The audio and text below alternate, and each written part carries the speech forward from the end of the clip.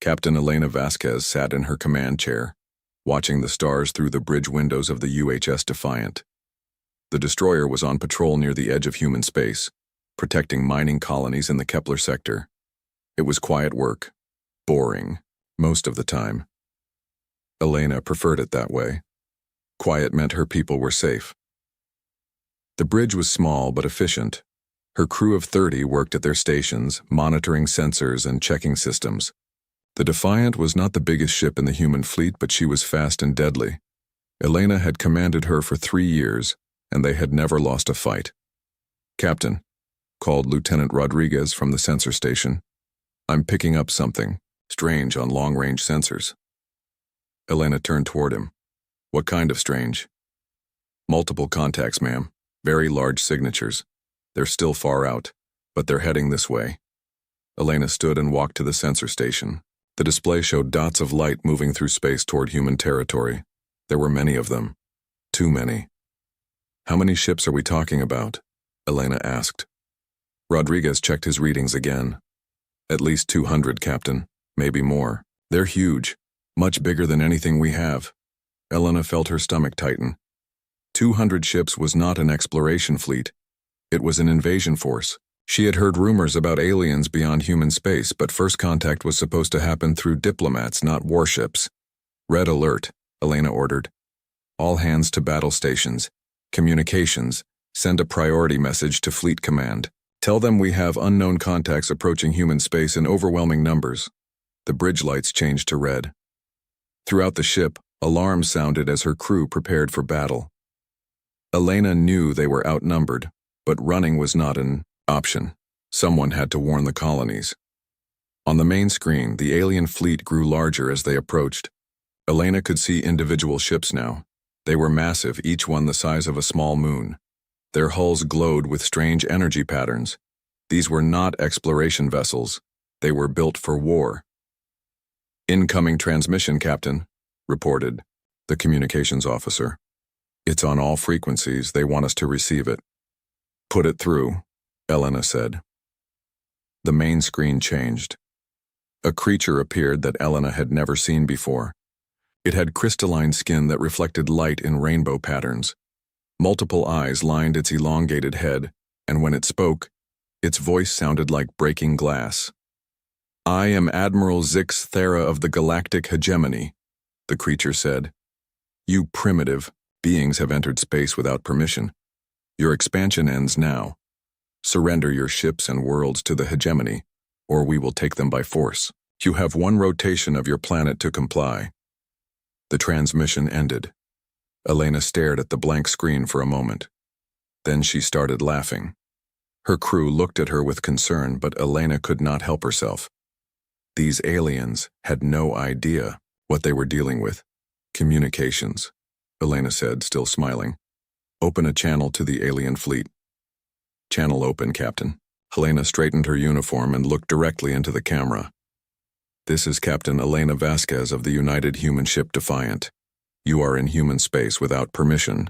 This is your only warning. Reverse course immediately, or we will consider your presence an act of war. You have 30 seconds to comply." She cut the transmission and turned to her crew. They were all staring at her. Lieutenant Rodriguez spoke first. "Captain, there are 200 of them and one of us." Elena's smile grew wider. "Rodriguez, how long have you served under me?" 3 years, ma'am." "And in those 3 years, have I ever led you into a fight we could not win?" Rodriguez thought about it. "No, ma'am. But we've never faced odds like this." Elena walked back to her command chair. "That's because you're thinking like the aliens. You see one human ship and assume we're alone. But humans don't fight fair, Rodriguez. We fight smart." She activated her command console and sent a coded signal into seemingly empty space. Around the Defiant, space began to shimmer. One by one, human ships appeared as their cloaking systems powered down. Destroyers, frigates, and cruisers materialized in perfect formation around Elena's ship. "Now we see how smart these aliens really are," Elena said. Admiral Zix Thera stood on the command deck of his flagship, the Eternal Glory. The massive dreadnought was the pride of the Hegemony fleet. Its weapons could crack planets, and its shields had never been breached in 1,000 years of conquest. The primitive responds with defiance, reported his tactical officer. They claim we are in their space. Zixthera's crystalline features reflected amusement. In all his years of conquest, no species had ever refused the hegemony's generous offer of membership. Most surrendered immediately when they saw the fleet's size. A few tried to fight and were quickly crushed. How many ships do they have? Zixthera asked. Sensors show approximately 50 vessels, Admiral, all much smaller than our ships. Their largest vessel appears to be 1/10 the size of our smallest frigate. Zixthera nodded. This was typical. Young species always overestimated their abilities. They would learn quickly that size and experience mattered in space combat. Signal the fleet, Zixthera ordered. We will destroy 10 of their ships as a demonstration. The rest will surely surrender when they see our power. But as the hegemony fleet moved into attack formation, something unexpected happened. The human ships did not form a battle line as every other species had done. Instead, they scattered in all directions, moving at speeds the aliens had never seen before. Admiral, the tactical officer called out, his voice filled with confusion. The human vessels are moving at impossible velocities. They're using some kind of instantaneous propulsion system. Zixthera watched the display with growing concern. The human ships were not behaving like any enemy he had faced.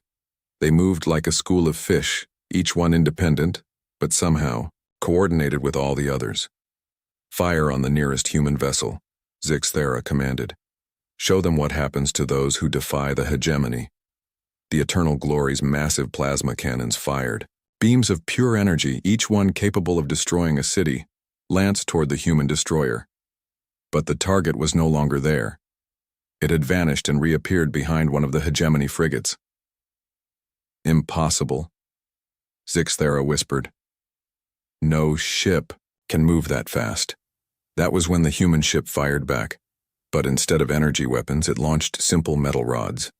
They moved so fast they were almost invisible, accelerated to a significant fraction of light speed. The rods punched through the hegemony frigate's shields as if they did not exist and tore the massive ship apart from the inside. Zixthera watched in horror as his frigate, a vessel that had conquered dozens of worlds, broke apart and died in seconds. Around the battlefield, his other ships were reporting similar attacks. The humans were not fighting like any species he had ever encountered. They struck and vanished like ghosts made of metal and fire. Admiral, his communications officer reported, his voice shaking. We're receiving a transmission from our deep space sensors. Multiple human fleets are approaching, from different directions. There are hundreds of them. Zixthera stared at the tactical display. What he had thought was the entire human fleet was just the advance guard. The real force was still coming. For the first time in his long military career, Admiral Zixthera felt something he had never experienced before: fear. Admiral Zixthera tried to understand what was happening. His tactical display showed chaos. Hegemony ships were dying faster than he had ever seen in centuries of warfare. The humans moved through space like nothing he had witnessed before. Status. Report, Zixthera demanded. His tactical officer, a six-armed creature from the Mordak species, worked frantically at his station. We have lost 12 frigates and 3 cruisers, Admiral. The humans are using weapons we don't understand. Simple, kinetic projectiles but moving at incredible speeds. Zixthera watched another of his ships explode. A human destroyer had appeared next to it, fired a single shot, then vanished before his gunners could return fire. The hegemony ship, which had served for 300 years, was gone. How are they moving so fast? Zixthera asked. Unknown, Admiral. They seem to disappear from one location and instantly appear in another. Our targeting systems cannot lock onto them. On the other side of the battlefield, Captain Elena Vasquez coordinated her small fleet with practiced efficiency. The human ships moved in perfect harmony, each captain knowing exactly what the others would do. Phoenix Squadron, hit the big one on the left, Elena commanded over the tactical network. Ghost Squadron, take out their communications ship. Remember, hit and run. Don't stay in one place long enough for them to target you. The human ships responded instantly. 3 destroyers appeared around a massive hegemony dreadnought, their jump drives allowing them to materialize at point-blank range. They fired tungsten rods accelerated to 20% of light speed, then jumped away before the alien ship could respond. The dreadnought's shields, designed to stop energy weapons, provided no protection against raw kinetic force. The tungsten rods punched through the barrier and tore into the ship's hull. Secondary explosions rippled along its length as critical systems failed. That's what happens when you build ships to intimidate instead of fight, Elena muttered. Her communications officer looked up from his station. Captain, I'm getting reports from all squadrons. The aliens are completely confused. They keep trying to engage us in traditional formation combat, but we're not cooperating. Elena smiled. Human military doctrine had been shaped by centuries of warfare on Earth. They had learned that survival meant adaptation, and adaptation meant never fighting the enemy's fight. Let the aliens waste time with their massive, slow-moving ships. Humans would dance around them like mosquitoes around elephants. Ma'am, her sensor operator called out.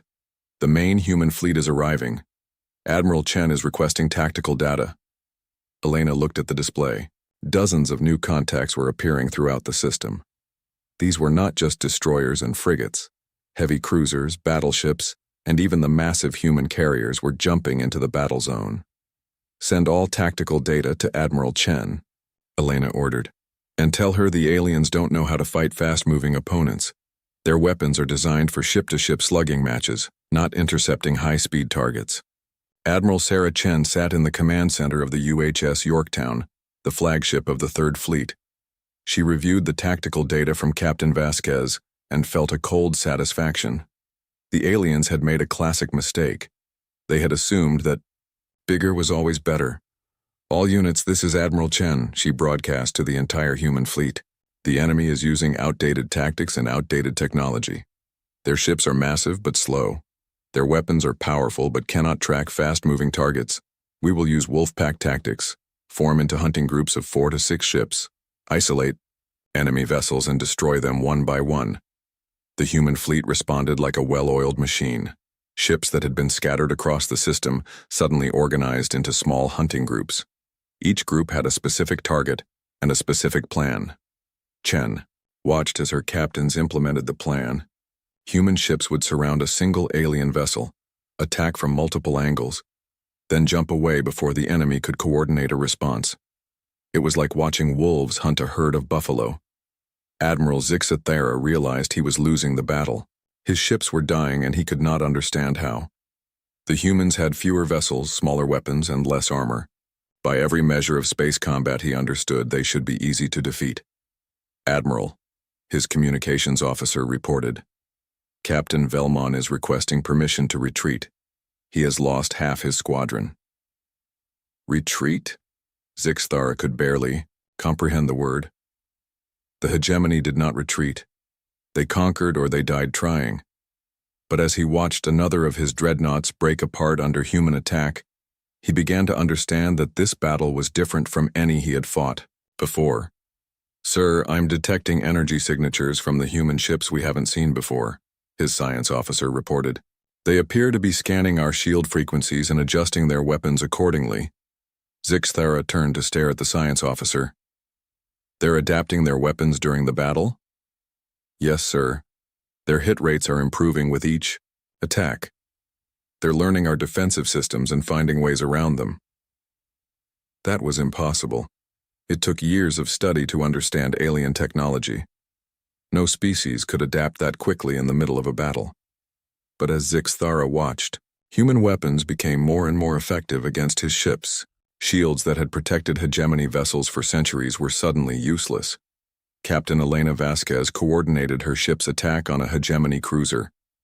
The Defiant jumped to close range, fired a spread of kinetic penetrators, then jumped away. But this time was different. This time her weapons punched through the alien shields like they were not even there. Direct hits, her weapons officer reported with satisfaction. Their shields are down to 20% effectiveness. Elena frowned. How is that possible? We haven't changed our weapons. Ma'am, her science officer called out. I've been analyzing the alien shield technology during the battle. I think I figured out how to disrupt their defensive grid. I'm uploading the data to all human ships now. Elena stared at her science officer. Lieutenant Park was brilliant, but what he was claiming seemed impossible. You reverse-engineered their shields in the middle of a battle, Park shrugged. Their technology is actually pretty simple once you understand the principles. They use rotating frequency shields, but they don't randomize the rotation pattern. Once you map the sequence, you can predict the weak points. Across the human fleet, weapons officers received Park's data and adjusted their targeting systems. Suddenly, every human weapon became twice as effective against hegemony shields. Ships that had seemed invincible began dying even faster. Admiral Zixthera watched his fleet crumble. In less than 2 hours, he had lost over a third of his ships. The humans had casualties too, but far fewer than they should have. Every principle of space combat he had learned over centuries of conquest was proving wrong. Admiral, his tactical officer said quietly, perhaps we should consider withdrawing.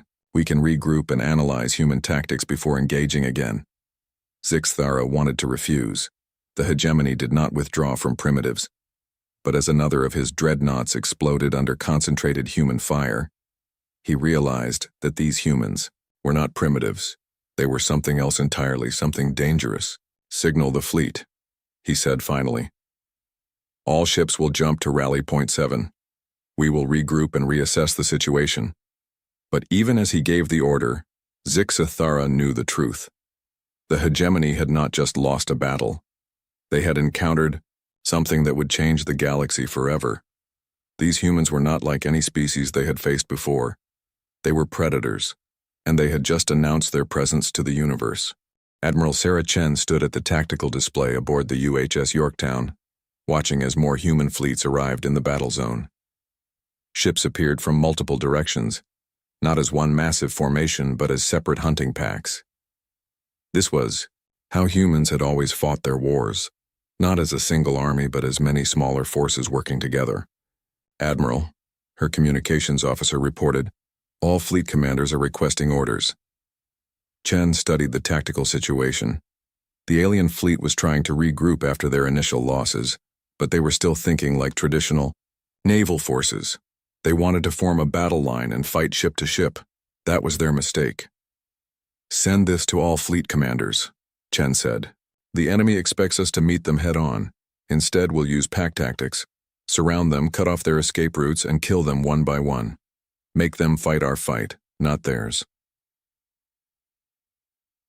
Captain Marcus Webb of the destroyer UHS Wolverine received Chen's orders and smiled grimly. He had studied the initial battle reports from Captain Vasquez. The aliens were powerful but predictable.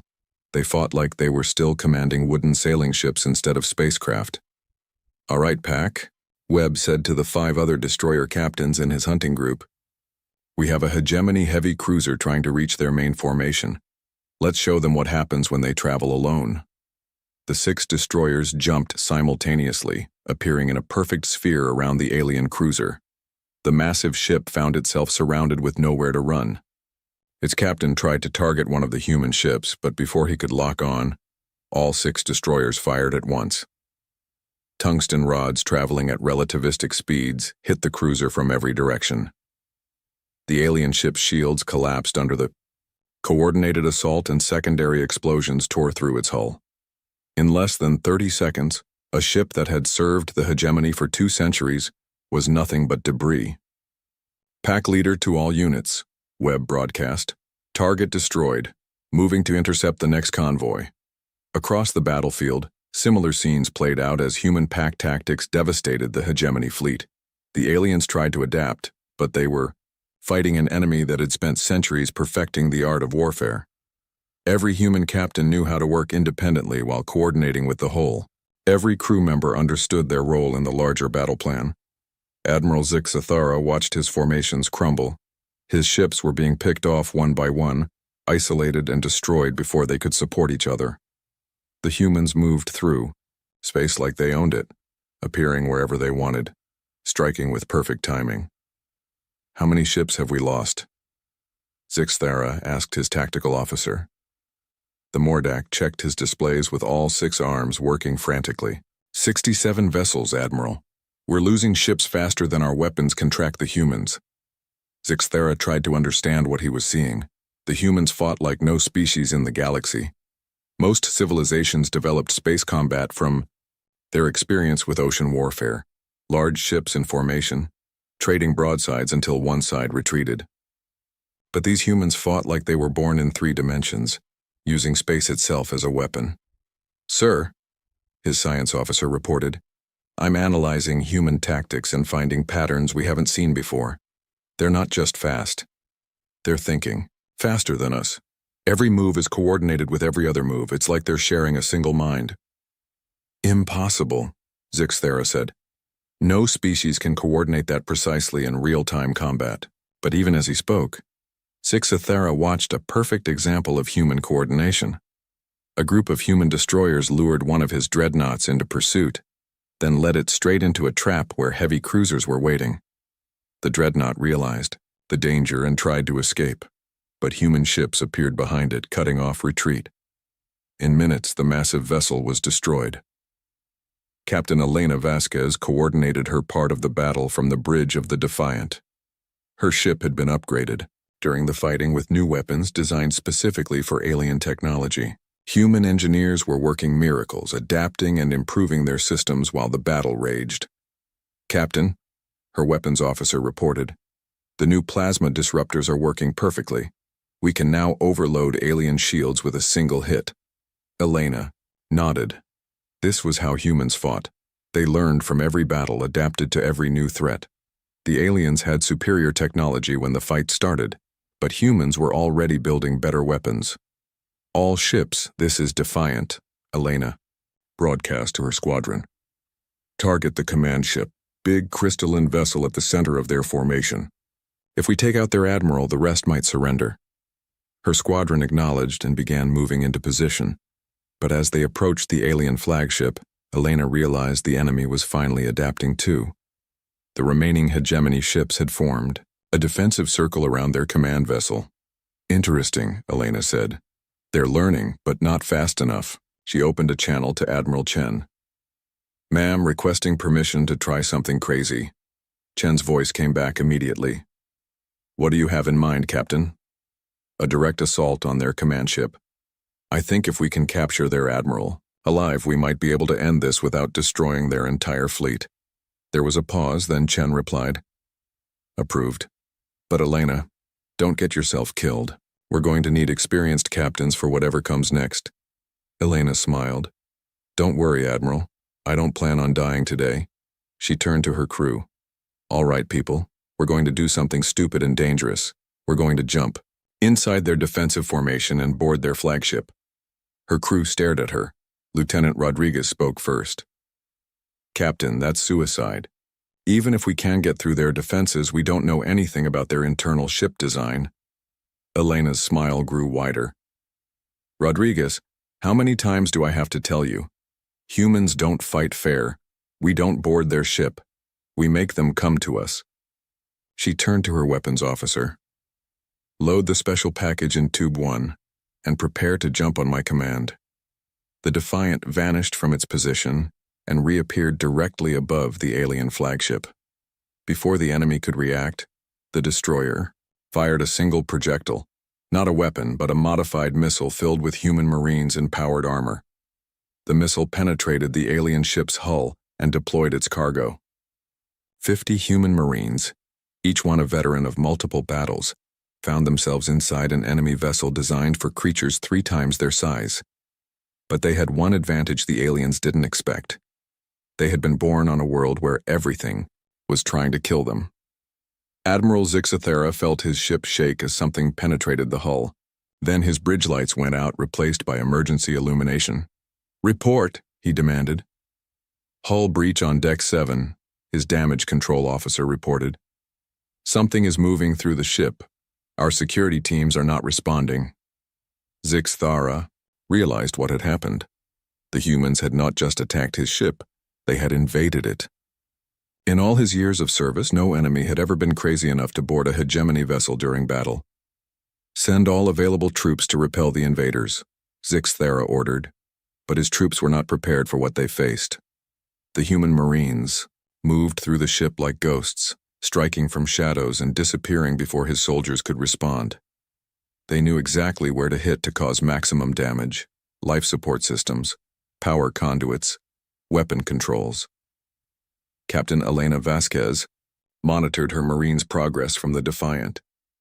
The boarding action was working perfectly. The aliens were so focused on dealing with the Marines that they couldn't coordinate their fleet defense.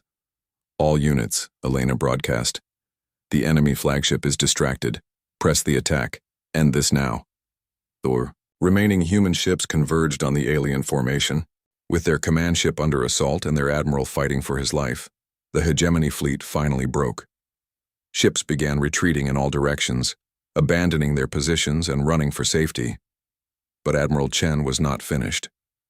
All units pursue and capture as many enemy vessels as possible. We need prisoners, technology, and information. Let some escape to carry word back to their government, but make sure they remember this day.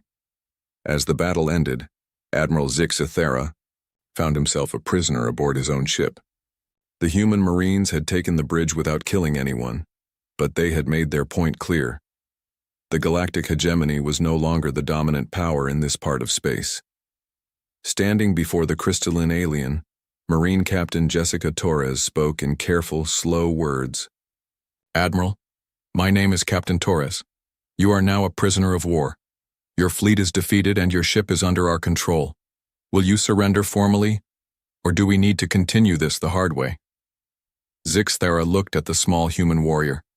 She was half his size, but he could see in her eyes the same predatory intelligence that had destroyed his fleet. These humans were not just technologically advanced. They were evolutionary, perfected for warfare. "I surrender," Zixthera said quietly. "But I must warn you. The hegemony will not let this defeat go unanswered. You have just declared war on the entire galaxy." Captain Torres smiled. "Admiral, I don't think you understand. We didn't declare war on the galaxy. The galaxy declared war on us. We're just finishing what you started." Admiral Sarah Chen stood in the interrogation room aboard the UHS Yorktown, studying the alien prisoner. Admiral Zixthera sat across from her, his crystalline features reflecting the harsh lights. Between them lay the wreckage of what had once been the most powerful fleet in the galaxy. "I need to understand something," Chen said, her voice calm but firm. "Your species has conquered hundreds of worlds. You have technology that's centuries ahead of most civilizations. How did you lose so badly to a species you had never encountered before?" Zixthera's multiple eyes focused on Chen. Even in defeat, he maintained his dignity. "Your species fights differently than any we have encountered.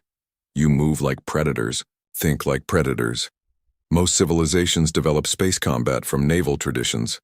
Large formations, powerful weapons, honorable battle. But you fight like the universe itself is your hunting ground." Chen nodded. "That's because it is. Admiral, let me tell you something about humans that your intelligence clearly missed. We didn't evolve on a garden world like most species. Earth tried to kill us for millions of years." She activated a holographic display showing Earth as it had been throughout human evolution. Ice ages covered continents in glaciers. Volcanic eruptions blocked out the sun. Asteroids struck the planet with the force of nuclear weapons. Climate shifted randomly, forcing early humans to adapt or die. Every few thousand years, something happened that should have wiped us out. Chen continued. Ice ages that lasted for millennia. Supervolcanic eruptions that turned day into night for decades. Plague, famine, war, natural disasters. Earth threw everything at us. Zixthera watched the images with growing understanding. "Your world was hostile to life?" "Hostile?" Chen laughed. "Admiral, our world was actively trying to exterminate us. But instead of killing us, it made us stronger. Every disaster taught us to adapt faster. Every challenge made us more resourceful. We didn't just survive, we learned to thrive in chaos." She changed the display to show human history, tribes migrating across frozen continents, cities rebuilding after earthquakes, farmers adapting crops to new climates, warriors developing new tactics for each enemy they faced. By the time we developed civilization, we had already survived everything the universe could throw at us, Chen said. Ice, fire, flood, drought, predators, disease, starvation, we had beaten it all. And when we finally looked up at the stars, do you know what we saw? Zixathera remained silent. More hunting grounds, Chen said simply. Every star system was just another place to explore, another challenge to overcome, another territory to claim. We didn't expand into space despite being from a death world, Admiral. We expanded because of it. The alien admiral finally understood. You are apex predators. Exactly. On most worlds, evolution produces specialists, creatures perfectly adapted to stable environments. But Earth never gave us the luxury of stability. We had to become generalists, capable of surviving anything.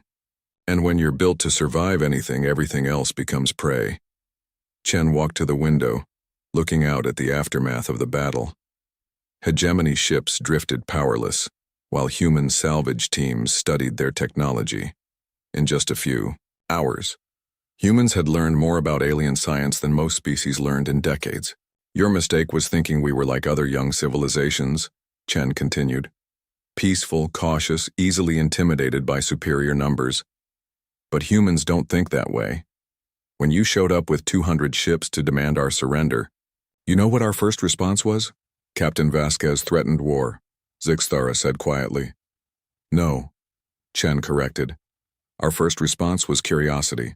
We wanted to know how your ships worked, what your weapons could do, how your tactics functioned. You thought you were delivering an ultimatum, but we saw it as a learning opportunity. She turned back to face the alien admiral. And that's the real difference between humans and other species.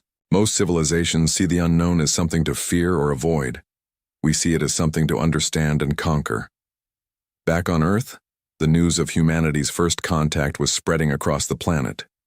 In the military command centers, generals studied battle reports with satisfaction. In research facilities, scientists analyzed captured alien technology. In government buildings, politicians planned humanity's next moves.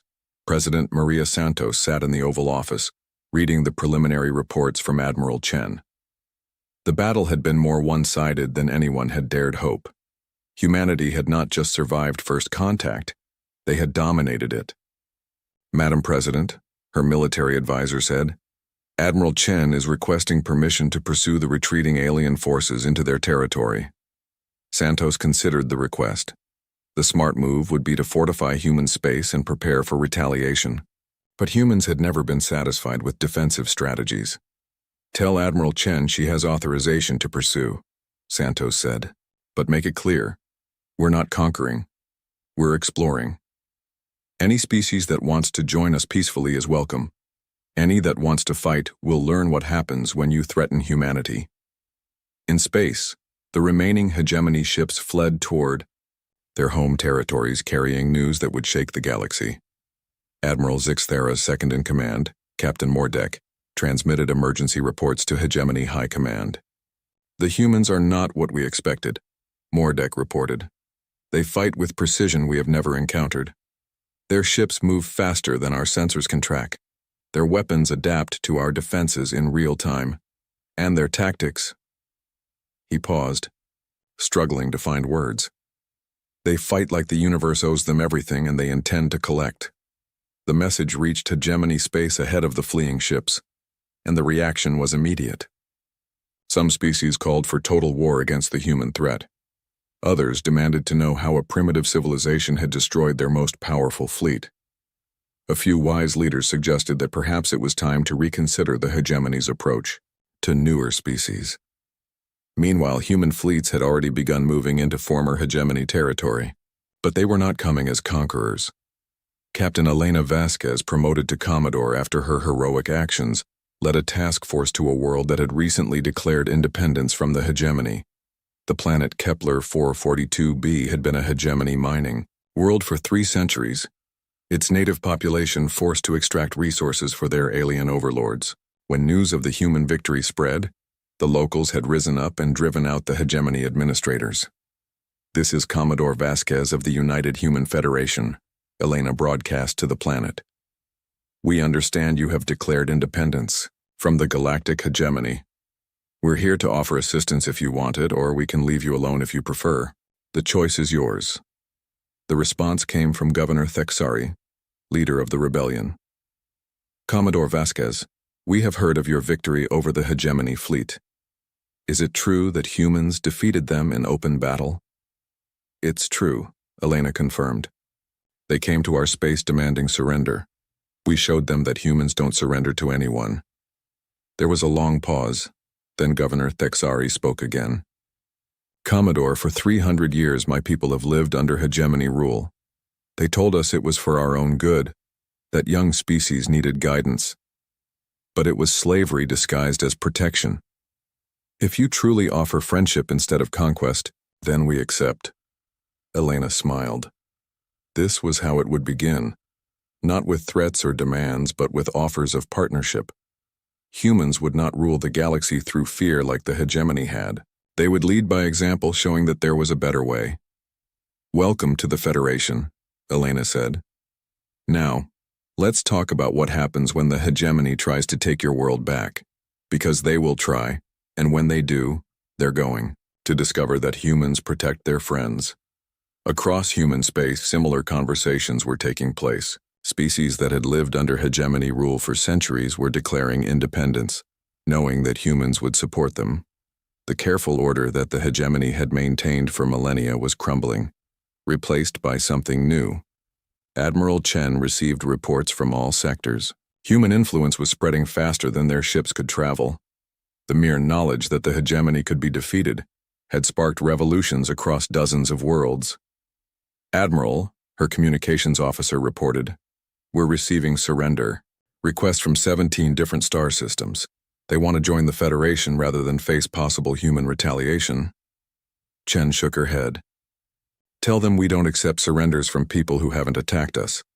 If they want to join the Federation, they apply like everyone else. We're not interested in ruling through fear. This was the human way, not to conquer, but to inspire. Not to demand submission, but to offer partnership. The galaxy was about to learn that there was more than one way to build an interstellar civilization. And somewhere in hegemony space, Admiral Zixathera's warnings were finally being taken seriously. The humans were not just another primitive species. They were something entirely new in the galaxy. Apex predators who had turned the art of war into a science, and who saw every challenge as an opportunity to grow stronger. The age of human expansion had begun, and the universe would never be the same. The Hegemony Council chamber had never seen such chaos. Representatives from 12 species that had ruled the galaxy for millennia sat around a massive circular table, their voices raised in anger, fear, and confusion. At the center of the chamber, a holographic display showed the devastating battle reports from the Kepler sector. Council Chairman Vextol, an ancient creature whose species had been the first to join the hegemony, called for order with his powerful voice. Silence. We will address this crisis with the dignity befitting the rulers of the galaxy. But dignity was hard to maintain when facing the impossible. Admiral Zixathera, recently exchanged in a prisoner swap, stood before the council to deliver his report. His crystalline features had lost their usual shine, and his multiple eyes showed the 1,000-yard stare of someone who had witnessed the unthinkable. Honorable council members, Zixathera began. I must report that we have encountered a species unlike any in our records. The humans of Sol 3 are not merely technologically advanced. They are evolutionarily designed for warfare. Councillor Thys of the Velmari hissed her disbelief.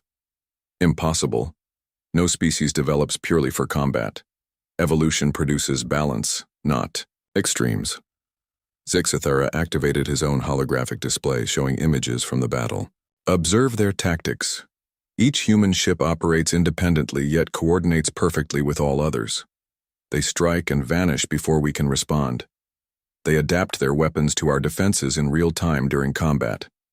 This is not learned behavior. This is instinct. The council watched in stunned silence as human ships tore through the hegemony fleet. Ships that had conquered hundreds of worlds died in minutes under coordinated human assault. How many ships did we lose? Asked Counselor Morthek. 147 vessels, Zixthera replied.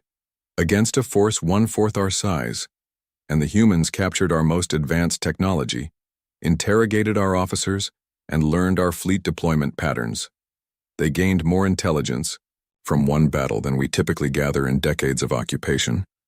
Council Chairman Vextol leaned forward. What are you saying, Admiral? I am saying that we did not lose a battle. We have encountered a species that will reshape the galactic order. The humans are not content to remain in their small corner of space. They are expanding, and every species they encounter has a choice: join them willingly or be conquered. Across the galaxy, news of the hegemony's defeat spread like wildfire through quantum communication networks. On worlds that had been under alien rule for centuries, the impossible had become reality. The mighty galactic hegemony could be beaten. On the mining world of Kepler 442b, Governor Thexari addressed his people from the capital city. Behind him, the flags of the hegemony had been torn down and replaced with the blue and white banner of the United Human Federation. My people, Thexari announced. For 300 years we have labored under foreign rule. We were told that young species needed guidance, that we were not ready for self-governance. But humans have shown us a different path. They offer partnership, not domination, freedom, not servitude. The crowd roared its approval. Similar scenes were playing out across dozens of worlds as species that had been suppressed for generations rose up against their hegemony overlords. But not all of the galaxy welcomed humanity's rise. On the fortress world of Terminus Prime, War Marshal Kreldor of the Zephyrian Empire viewed the reports with cold calculation. The Zephyrians had been the hegemony's primary military force for centuries, and they saw humanity's expansion as a direct threat to their power. Marshal, his aide reported, intelligence estimates that human forces have established protectorates over 43 former hegemony worlds in the past month. Their expansion rate is unprecedented. Kreldor studied the tactical displays. The humans were not just conquering territory. They were building a network of alliances that spanned multiple sectors. Every world they liberated became a base for further expansion. Prepare the 3rd and 5th battle fleets, Kreldor ordered. We will test these humans ourselves. The hegemony may have grown soft, but the Zephyrian Empire has not forgotten how to wage war. Meanwhile, human expansion continued at an explosive pace. Commodore Elena Vasquez, now commanding a full battle group, stood on the bridge of her new flagship, the UHS Relentless. Through the viewports, she could see the construction of humanity's first starbase beyond their original territory. Ma'am, her communications officer reported. We're receiving a transmission from Admiral Chen. She wants to know our status on the Zephyrian situation. Elena had been expecting this. Intelligence reports indicated that the Zephyrians were mobilizing their fleets for a confrontation with human forces. Unlike the hegemony's mixed fleet of different species, the Zephyrians were a warrior culture with centuries of military experience. Tell Admiral Chen that we're ready, Elena replied. The Zephyrians want a fight? We'll give them one they'll never forget. But the real change was happening not on battlefields, but in the hearts and minds of species across the galaxy. For the first time in millennia, there was an alternative to hegemony rule. The human example had shown that the established order could be challenged. On the trade world of Haven Station, representatives from 17 different species gathered for an unprecedented meeting. They came from worlds that had never cooperated before. Former hegemony subjects, independent systems, and even some current hegemony members who were questioning their allegiance. Ambassador Sarah Kim, humanity's first diplomatic representative to the broader galaxy, addressed the assembly. Ladies, gentlemen, and beings of all classifications, we are here because the galaxy is changing. The old ways of doing things, rule by fear, submission to power, acceptance of oppression, those days are ending. She gestured to the diverse crowd before her. Humanity offers a different model. We believe that every species has the right to determine its own destiny. We believe in cooperation, not conquest, partnership, not domination, and we believe that together, we can build something better than what came before. The response was immediate and powerful. Species that had been enemies for centuries began talking about cooperation. Trade agreements were signed between worlds that had never trusted each other. New alliances formed based on mutual benefit rather than fear. Back on Earth, President Maria Santos met with her military advisors and diplomatic corps. The reports from across human space were encouraging but also concerning. Humanity's rapid expansion was making them powerful enemies. Madam President, Secretary of Defense John Harrison reported, "Our intelligence services are tracking military buildups by at least 6 major powers. They're all responding to our expansion with increased militarization." Santos nodded. She had expected this. Any species that had held power for centuries would not give it up without a fight. But humans had been preparing for this moment since they first looked up at the stars. "John, what's our current military readiness?" "We have 47 battle groups deployed across 17 sectors," Harrison replied. "Construction of new ships is proceeding ahead of schedule. More importantly, we have defense agreements with 63 worlds and mutual aid treaties with 34 governments." Santos smiled. This was the human approach, not just building military strength but building relationships. When the inevitable confrontations came, humanity would not be fighting alone. And our technological development? Incredible progress. Ma'am, analysis of captured hegemony technology has advanced our science by decades. We're developing weapons and defenses that are specifically designed to counter known alien capabilities. But perhaps the most important development was happening in human academies and training centers across known space. For the first time, humans were teaching their military and diplomatic methods to other species. The galaxy was learning to think like humans, to fight like humans, to solve problems like humans. Captain Torres, the Marine who had captured Admiral Zix Thara, now commanded a training facility where soldiers from dozens of species learned human tactical doctrine. She watched a mixed unit of humans, Kepler natives and former hegemony subjects work together seamlessly. "The key to human success," she told her students, "is not our technology or our ships. It's our mindset. We see every problem as solvable, every enemy as beatable, every challenge as an opportunity to grow stronger. That mindset is what we're teaching you." Across the galaxy, the tremors of change continued to spread. The galactic hegemony was fragmenting as member worlds declared independence. New alliances formed around human leadership. Ancient enemies put aside their differences to face the changing galactic order. And at the center of it all, humanity continued to expand, explore, and build. Not as conquerors, but as partners. Not as rulers, but as leaders by example. They had taken the lessons learned on a harsh world where everything tried to kill them and transformed those lessons into a philosophy of cooperation and growth. The galaxy had trembled when human warships first appeared. Now it was reshaping itself around human ideals. The age of fear and submission was ending, replaced by an age of opportunity and partnership. Admiral Sarah Chen, now promoted to Fleet Admiral and commanding all human forces beyond Sol, stood on the bridge of the massive new flagship UHS Enterprise.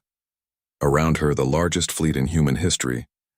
Commander Ethan Ward stared at the monitor, his face lit by the blue glow of the screen. The signal was clear. Something was out there, and it was getting closer. "Dr. Pearson, you need to see this," he said, his voice steady, despite the fear growing in his chest. Olivia Pearson walked over from her workstation. Her eyes narrowed as she looked at the data scrolling across the screen. For 5 years, she had worked at Earth's outer solar system monitoring station, searching for signs of the ancient human settlements she believed existed on distant worlds. Most people thought her theories were crazy. Now the proof was right, in front of them. "They found it," she whispered. "They found what we've been hiding from." The year was 2157. For over a century, humanity had maintained a policy of cosmic silence.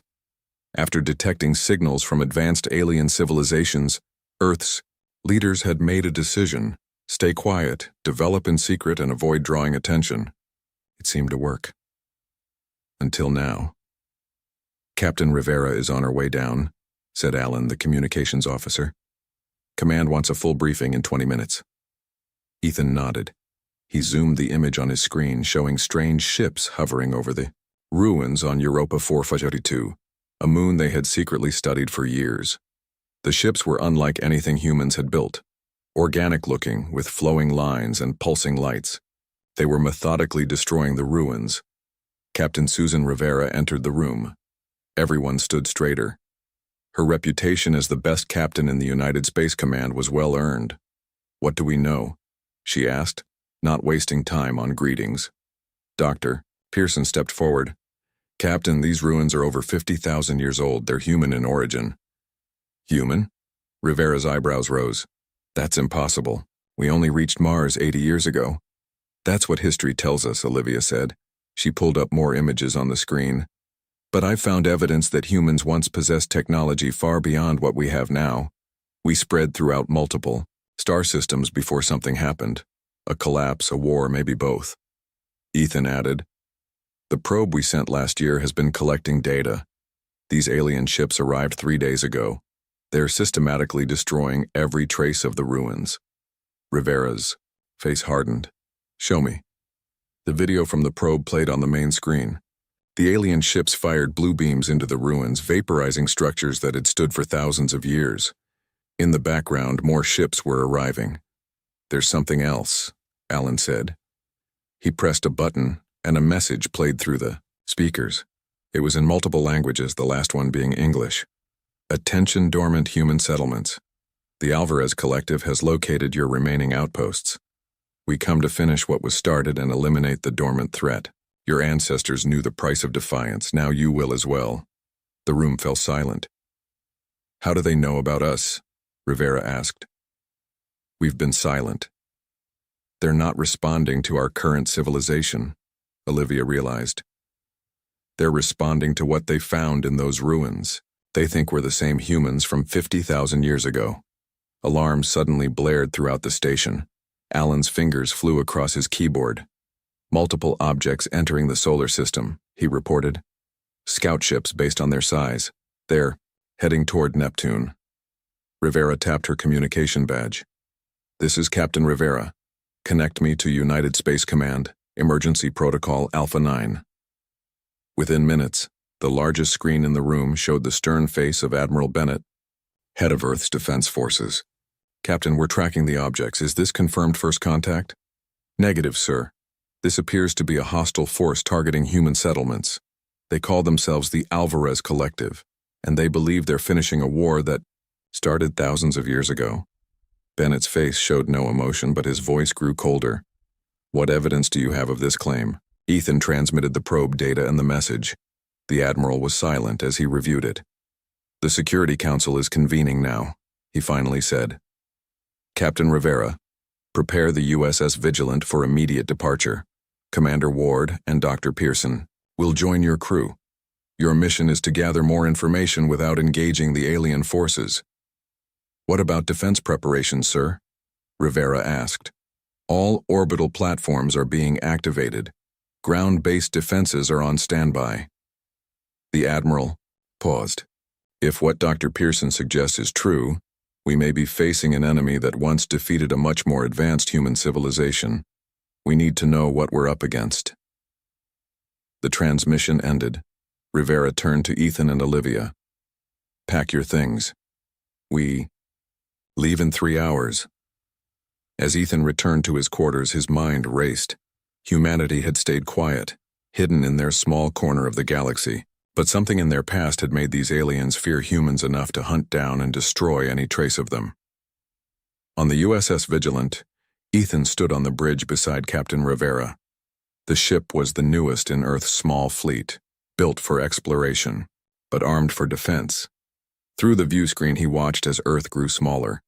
"Course set for Neptune's orbit," the navigator announced. "Estimated arrival in 6 days. Dr. Pearson is setting up in Science Lab 2, Rivera told Ethan. "I want you to work with her. If these aliens are afraid of what humans were capable of, we need to know why." "Yes, Captain." In the lab, Olivia was already surrounded by data screens. Her face lit up when she saw Ethan. "I've been collecting archaeological data for years," she said.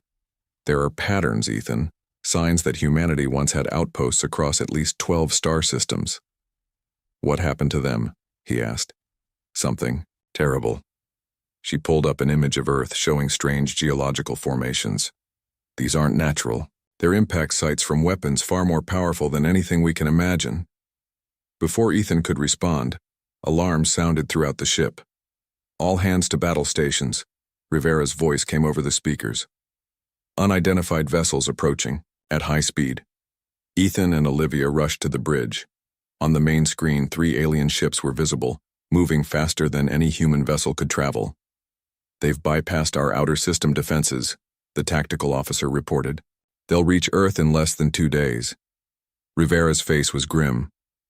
Send emergency alert to command. Tell them the Alvarez scout ships have arrived. As the message was sent, the alien ships suddenly changed course, heading directly toward the Vigilant. They've detected us, Rivera said. Red alert. Prepare defensive measures. Ethan looked at the approaching ships, feeling the weight of history pressing down on him. Humanity had stayed quiet for so long, hoping to avoid the attention of the stars, but the past had found them anyway, and now they would have to face whatever terrible conflict their ancestors had left unfinished. Dr. Alan Fletcher shivered as the elevator descended deep beneath the Antarctic ice. The temperature was well below freezing, but that wasn't why he shivered. It was the weight of what they might find. How much further? Asked Major Delia Washington. Her hand rested near her weapon, a habit from years in special operations. Almost there, Kyle Rodriguez answered. The young tech genius studied his tablet as numbers flashed across the screen. According to these coordinates, we should reach the facility in about 30 seconds. The 3 of them had been brought together after the Alvarez Collective's first attack. While the USS Vigilant had narrowly escaped destruction, Earth's orbital defenses had not been so lucky. 6 defense platforms had been destroyed, and millions now knew humanity was not alone in the universe. The elevator slowed, then stopped. The doors opened to reveal a vast chamber carved into the ice and rock. Strange symbols covered the walls, glowing with a faint blue light. In the center stood a black obelisk untouched by time. This can't be, Alan whispered. This technology, it's impossible. Delia stepped forward, her flashlight beam dancing across the chamber. Dr. Pearson's research led us here. She believed this was one of several sites where our ancestors left. Something? A message? Or a weapon? Kyle approached the obelisk, his eyes wide with wonder. It's responding to our presence. The symbols on the obelisk had begun to glow brighter. Alan connected his tablet to a small port at the base of the structure. Lines of code filled his screen faster than he could read them. It's a quantum archive, he said, his voice filled with awe. A complete record of humanity's forgotten golden age. Images suddenly projected around them, filling the chamber with light. They saw cities that stretched into the clouds, ships that sailed between stars, and humans transformed by technology beyond their understanding. My God, Delia whispered. We were incredible. The images shifted, showing a terrible war. Strange ships, the same design as the Alvarez fleet, battled against human vessels. Planets burned. Stars died. Billions of lives from both sides were lost. This is what Dr. Pearson was trying to tell us, Alan said. We weren't always confined to Earth and a few colonies. We spread across the stars. The projection changed again, showing a small group of humans in a chamber similar to the one they stood in now. A woman stepped forward in the recording. If you are seeing this, then the threat has returned. We, the last council of the Human Federation, have made the painful choice to reset our civilization. The war with the Alvarez Collective nearly destroyed us all. Their hatred for us runs too deep to allow for peace. Kyle stared at the woman, transfixed by her words. We have hidden caches of our technology across Earth and throughout the solar system, she continued.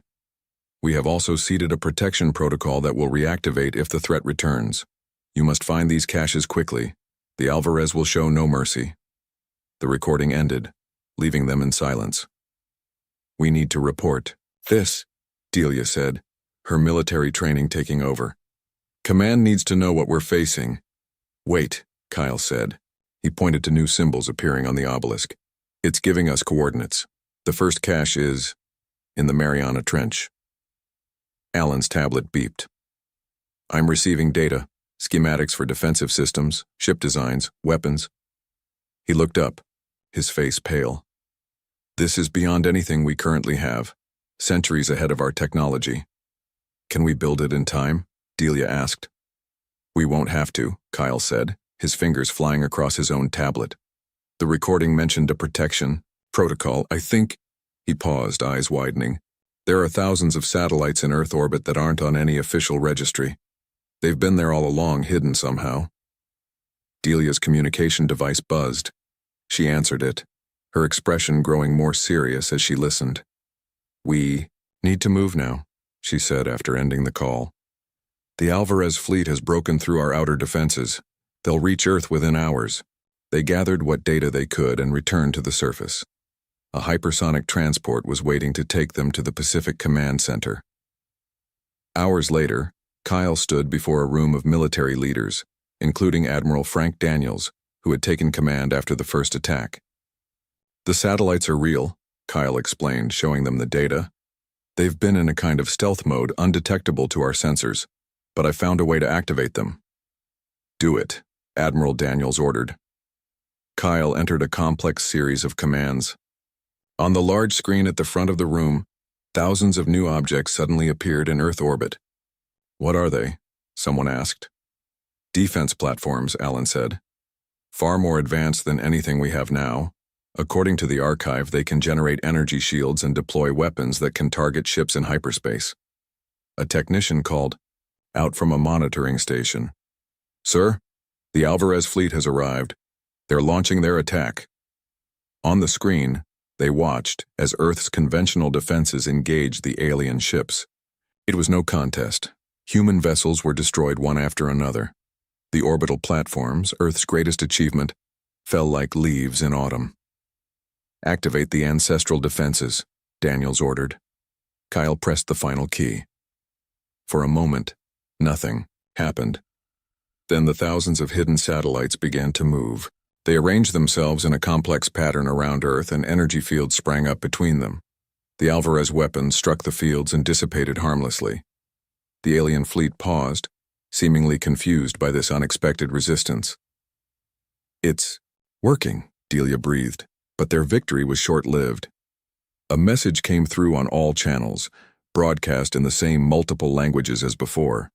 Humans, you have awakened your ancestral weapons. This confirms what we have always known.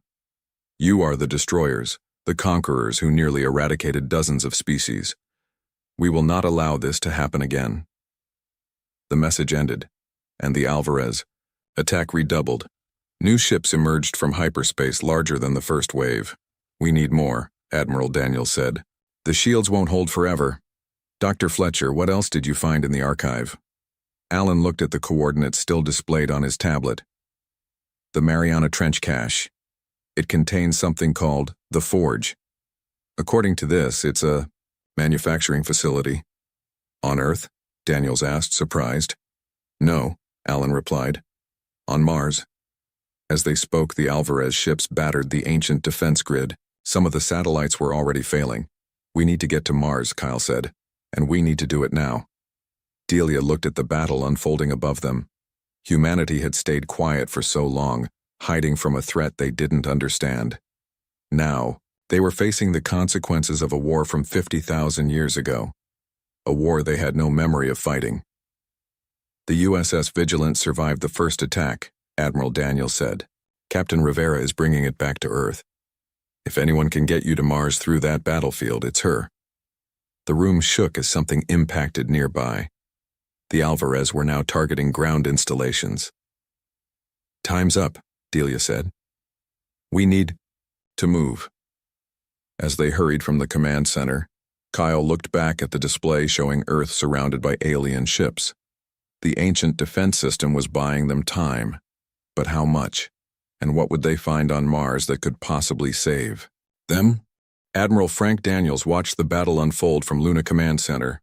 Earth glowed blue and green below, surrounded by flashes of light as ships exploded and weapons fired. The ancient defense grid still held, but it was weakening by the hour. Status report, he ordered. The USS Vigilant has reached Mars orbit, reported his communications officer. Dr. Fletcher, Major Washington, and Mr. Rodriguez are beginning their descent to the surface. Frank nodded. Everything now depended on what they found there. The Alvarez Collective had already destroyed 3 major cities. Millions were dead. The remaining human fleet was scattered and outgunned.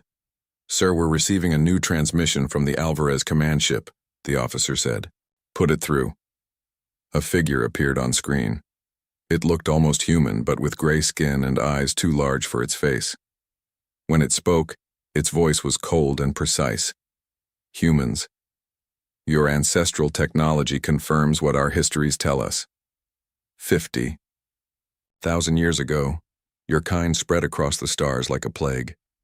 You conquered without mercy. You enslaved without compassion. Dozens of species were wiped out by your ancestors' hunger for expansion." Frank kept his face neutral, though the words chilled him. "We have no memory of these events. We are not the same people who fought your ancestors. Your genetic code carries the same potential for violence and domination," the alien replied. "We will not wait for you to become the destroyers again. Surrender now, and we will allow some of your people to live in containment. Resist, and we will burn your worlds to ash." The transmission ended. Frank turned to his officers. "Get me Captain Rivera on Mars now." On the red surface of Mars, the USS Vigilant sat near an unremarkable mountain. Captain Susan Rivera led her team toward a narrow opening in the rock face. Dr. Olivia Pearson walked beside her, studying the ancient symbols carved into the stone. "This is it," Olivia said. "The entrance to the forge." Behind them, Engineer Sam Collins carried equipment to bypass any security systems they might encounter. The rest of the team formed a protective circle around them, weapons ready. "Any word from Earth?" Susan asked her communications officer.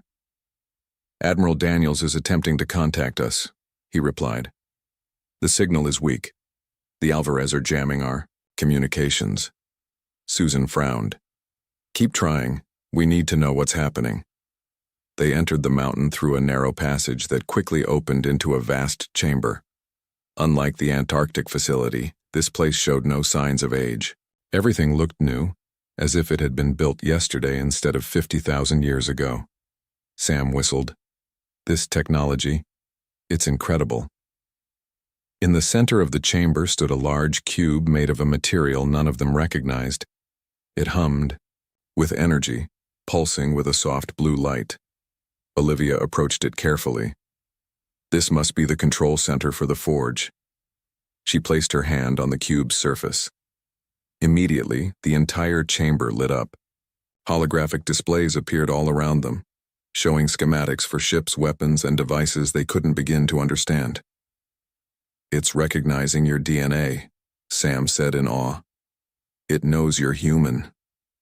A voice spoke from nowhere and everywhere. "Human presence detected. Activation protocols initiated. The forge awaits your command." Susan stepped forward. "We need defenses against the Alvarez Collective. They're attacking Earth." Processing request. Analyzing current threat patterns. The voice paused. "The Alvarez have advanced their technology by 42% since last encounter, adjusting production parameters." The mountain around them began to vibrate. Through the holographic displays, they watched as massive machinery awakened deep beneath the Martian surface. "What exactly is this place?" Susan asked. "The forge is an automated manufacturing facility," the voice replied. "It can produce defensive and offensive systems using resources extracted from Mars's core. Production will begin immediately." Before they could ask more questions, Susan's communication device beeped. Admiral Daniels's voice came through, broken by static. "Captain Rivera discovered the truth," the Alvarez message. "Partially true. Our ancestors." The signal cut out. "We need to know what he was trying to tell us," Susan said. "Olivia, can you use this facility to boost our signal?" Olivia studied the holographic controls. I think so. The Forge seems to have communication systems that might bypass the Alvarez jamming. While she worked, Sam explored the chamber, examining the schematics floating in the air. Captain, you need to see this, he called. These aren't just defensive systems, these are warships, planet killers, weapons that could destroy entire solar systems. Susan looked at the designs with growing concern. Were our ancestors really the monsters the Alvarez claimed they were? The facility's voice spoke again. Historical archives accessible. Would you like to review the conflict records? Yes, Olivia said immediately. Show us what really happened. New holographic images appeared, showing scenes from the ancient war. They saw human ships attacking alien worlds, but also Alvarez ships destroying human colonies. The conflict had been brutal on both sides. Then the images changed, showing a group of humans meeting with representatives from other species, including some who looked like the Alvarez. What is this? Susan asked. Peace negotiations. The voice replied. A faction of humans opposed the war and sought alliance with other species, including a subset of the Alvarez collective. The final conflict was not species against species, but those who sought peace against those who sought dominance. Olivia's eyes widened. So the Alvarez aren't telling the whole truth. It wasn't all humans who were conquerors. Correct. The faction of humans who reset civilization on Earth were those who opposed the war. They chose to begin anew rather than continue the cycle of violence. The communication system suddenly came to life. Admiral Daniels appeared on a holographic screen, his image clear despite the distance. Captain, we've discovered the full truth, he said without preamble. The ancient war began when a splinter human faction attacked alien worlds, but most of humanity opposed these actions. The Alvarez believe all humans are genetically predisposed to conquest and genocide, but it's not true. We've found the same information here, Admiral, Susan replied. The Forge is activating. It's beginning to produce ships and defensive systems. Good. We need them. The Alvarez have broken through our outer defenses. They're preparing to deploy what appear to be planet-killer weapons. His face was grim. We're launching a counterattack with everything we have left.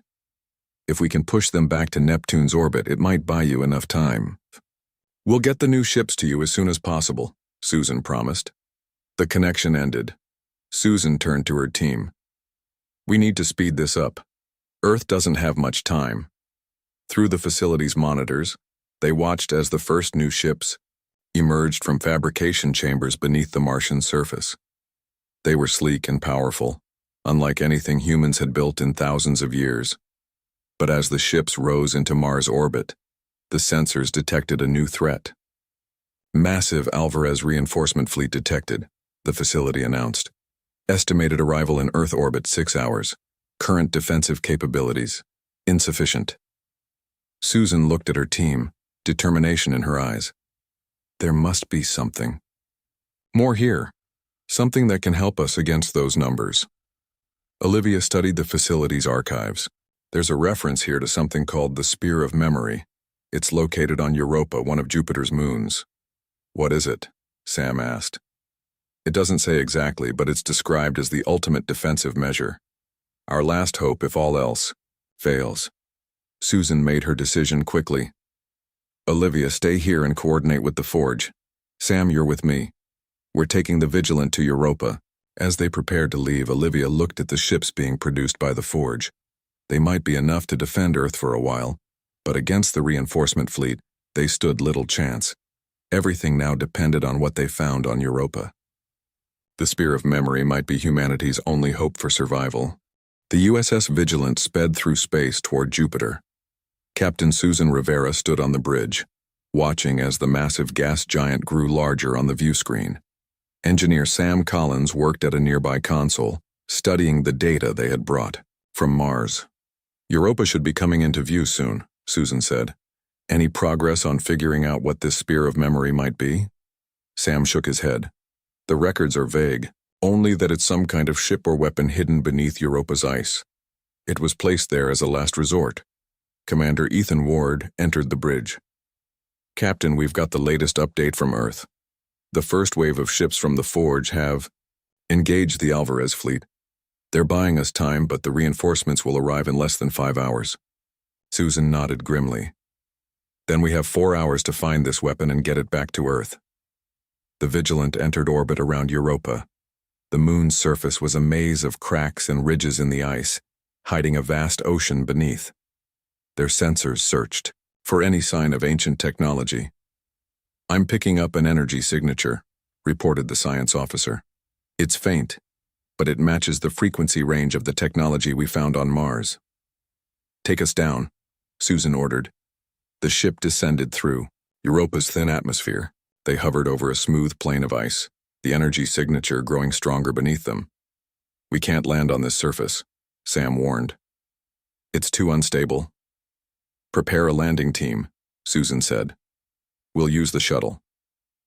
Minutes later, Susan, Sam, and Ethan stood on Europa's icy surface along with Dr. Alan Fletcher and Kyle Rodriguez, who had joined them from Earth.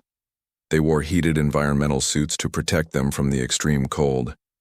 Beneath their feet, the ice glowed with a faint blue light. "The signature is coming from approximately 100 meters below us," Alan said, checking his scanner. Kyle pointed to a narrow crack in the ice nearby. That fissure might lead down to it. They approached the crack cautiously. It was wide enough for a person to fit through and descended at a gentle angle into the ice. The blue glow grew stronger inside. "I'll go first," Ethan volunteered. He entered the fissure, using his suit's magnetic grips to control his descent. The others followed. The passage twisted and turned, leading them deeper beneath Europa's surface. Finally, they emerged into a vast chamber. The ice walls had been carved into smooth surfaces that reflected blue light. In the center of the chamber floated what looked like a ship, but unlike any they had seen before. It was sleek and silver, shaped like a spear point, and surrounded by a field of energy. "The spear of memory," Susan whispered. They approached it slowly. The ship was much larger than it had first appeared, at least the size of the Vigilant. "How do we activate it?" Sam wondered aloud. Kyle studied the symbols etched into the ice walls. "These are instructions. This isn't just a weapon, it's a vessel for consciousness." "What does that mean?" Ethan asked. "According to this, the ship contains the digitized consciousness of volunteer ancestors who chose to remain vigilant through the millennia," Kyle explained, his voice filled with awe. Alan connected his tablet to a panel near the ship. "He's right. There are thousands of human consciousness signatures stored in this vessel. They've been in a dormant state for 50,000 years. Susan felt a chill that had nothing to do with the cold. They sacrificed their physical lives to remain as guardians. "Should we wake them?" Sam asked hesitantly. Before anyone could answer, their communication devices beeped urgently. Admiral Daniel's voice came through, filled with static. "Captain Rivera, Alvarez reinforcements arrived early, breaking through our defenses, deploying planet killers. Earth has less than 2 hours." The transmission cut off abruptly. Susan made her decision. "We don't have a choice. We need to wake them." Alan and Kyle worked together, using the instructions on the walls to interface with the ancient ship. The energy field around it pulsed brighter. "I think we've got it," Kyle said. "The awakening process has begun." The ship hummed louder. Light poured from it, filling the chamber. Then a holographic figure appeared before them, a woman in clothing, style they didn't recognize, her expression solemn but kind. "I am Dr. Grace Powell, representative of the Guardian Consciousness," she said. "You have awakened us. The threat must have returned." Susan stepped forward. "The Alvarez Collective is attacking Earth. They believe all humans are destined to become conquerors." Grace nodded sadly. "We feared this might happen. The hatred ran too deep to be easily forgotten." She looked at each of them. "But we are not what they believe us to be." "We discovered that most humans opposed the war," Ethan said, "including those who reset our civilization." "Yes, we who chose to remain as guardians were scientists, diplomats, and peacekeepers. Not warriors," Grace explained. "The spear is not a weapon of destruction but of truth. Truth won't stop planet killer weapons." Susan said urgently. Earth has less than 2 hours. Grace smiled. You underestimate the power of truth, Captain. Prepare your ship. The spear will follow you to Earth. As they hurried back to the Vigilant, the ice around them began to crack and shift. The ancient ship rose from its resting place, breaking through Europa's surface in a shower of ice and water. From orbit, they watched as the spear fully emerged. It was beautiful and terrible, glowing with power that their sensors couldn't fully measure. Setting course for Earth maximum speed, Susan ordered. As they raced back to their home planet, the spear kept pace effortlessly. On the communications channel, Dr. Grace Powell spoke to them again. There is something you should know before we arrive, she said. The Alvarez are not telling their own people the truth about the ancient war. Their leaders have manipulated their history, hiding the fact that many of their ancestors were saved by human diplomats during the conflict. How can you know that? Alan asked. It's been 50,000 years. Some of us stayed awake, watching from the shadows. We observed the development of both civilizations, Grace replied. The Alvarez society is built on a foundation of fear of what humanity might become again. Their leaders use that fear to maintain control. As they approached Earth, the scene that greeted them was one of devastation. The orbital defenses were in ruins. The ships from the Forge fought bravely but were overwhelmed by the sheer numbers of the Alvarez fleet. At the center of the enemy armada, massive ships were positioning themselves around Earth, preparing to unleash their planet-killer weapons. We're too late, Sam said, his voice breaking. No, Grace replied firmly. We are right on time.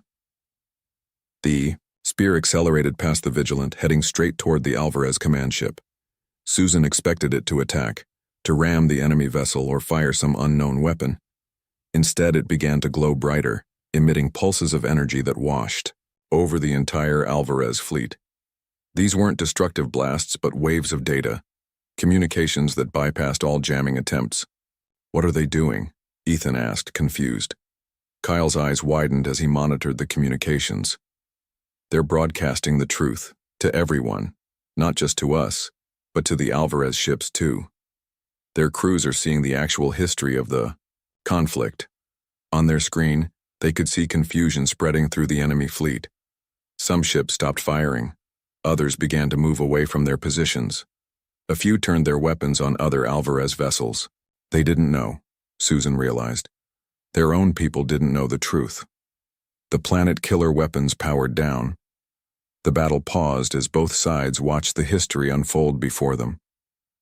The truth that had been hidden for 50,000 years was finally being revealed. And in that moment of revelation, humanity's silent years came to an end. The time for hiding was over. The time for truth had begun. Chaos erupted among the Alvarez fleet. Ship fired upon ship as the truth divided them. Some vessels moved to protect Earth while others maintained their attack positions.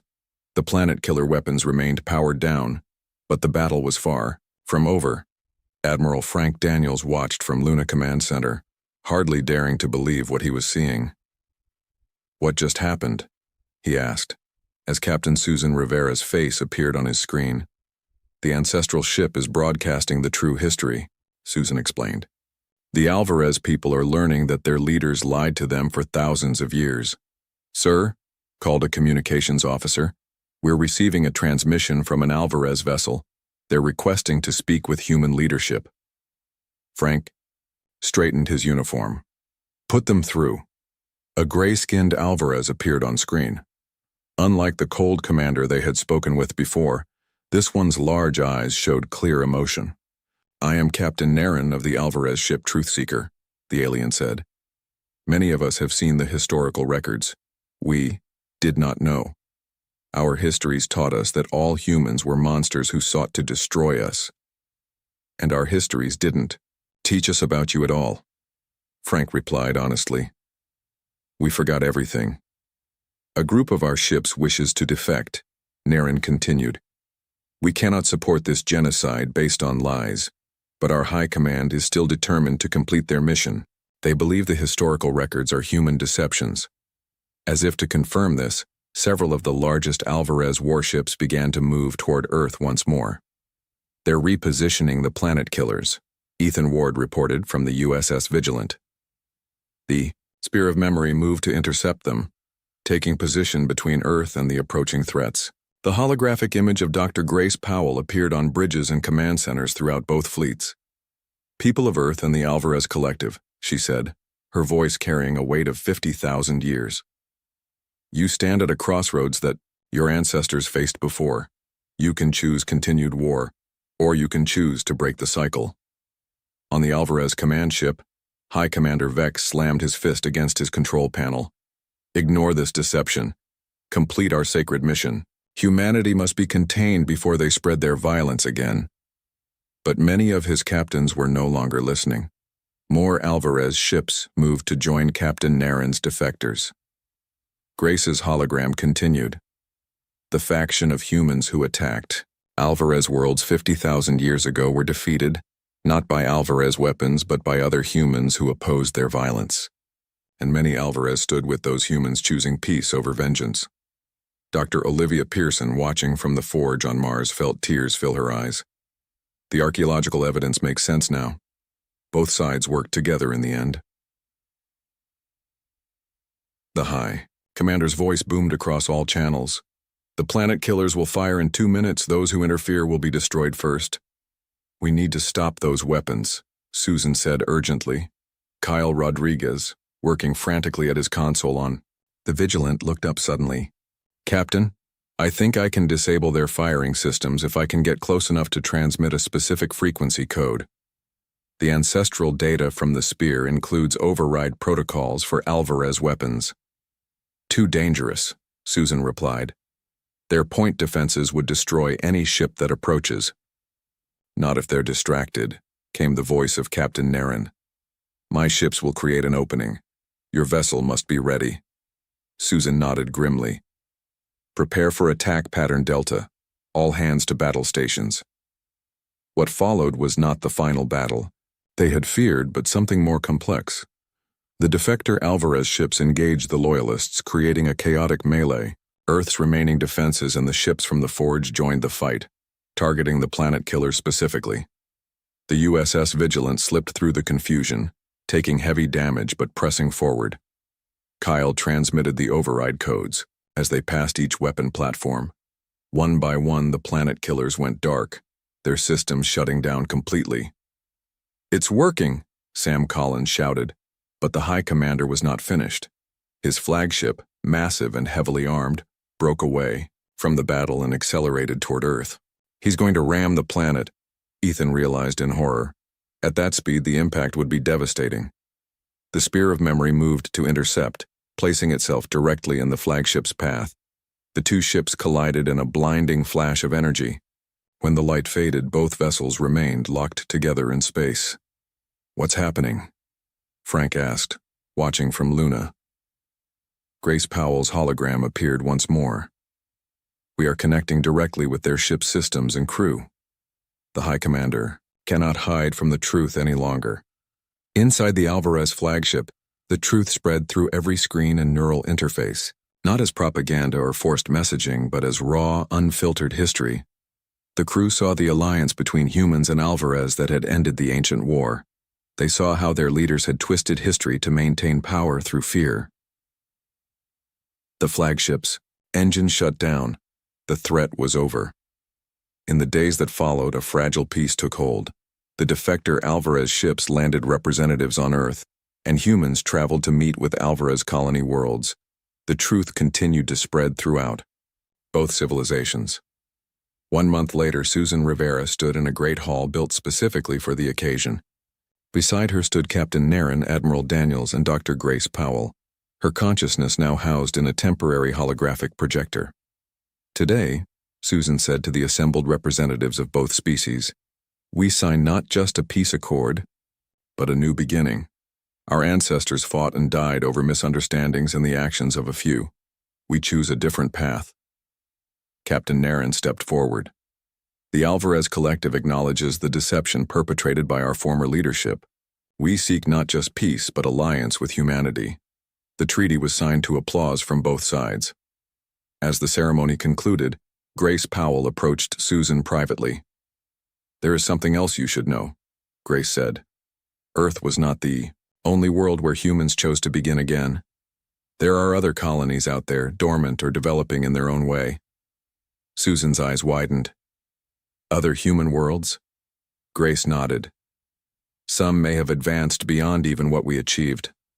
Others may still be in early stages of redevelopment. The archives in the sphere contain their coordinates. Will you help us find them? Susan asked. That is why we remained, Grace replied. Not just to defend, but to reunite. Humanity stayed quiet for too long. It is time for all of us to speak. Again, both humans and Alvarez together. Dr. Olivia Pearson joined them, her face alight with excitement. The first coordinates point to a star system just 30 light-years from here. With the technology from the Forge, we could reach it within months. Susan looked out at the gathering of humans and Alvarez, former enemies now cautiously becoming friends. The long silence was over. The mistakes of the past had been confronted, and now, a new chapter was beginning. Prepare the vigilant, she said. It's time to meet our neighbors.